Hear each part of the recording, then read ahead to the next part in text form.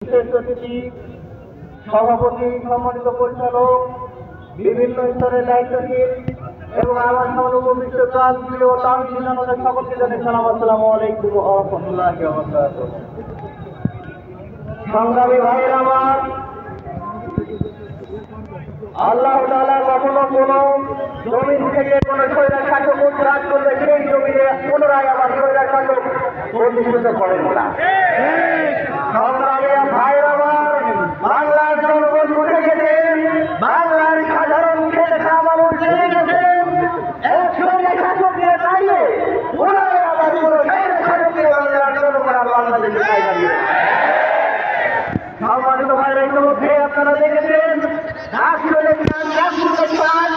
আগামীতে রাষ্ট্র সহ বাংলাদেশে আগামী যত ইলেকশন হবে সমস্ত ইলেকশনে বাংলাদেশের ছাত্র সমাজ তাওহীদ জনতা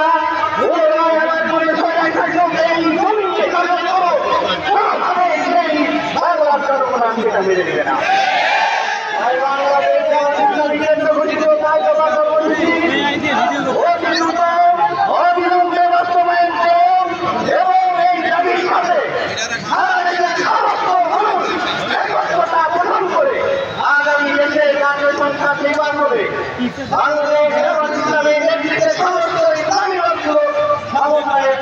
বাংলাদেশ গঠন হবে ইনশাআল্লাহ।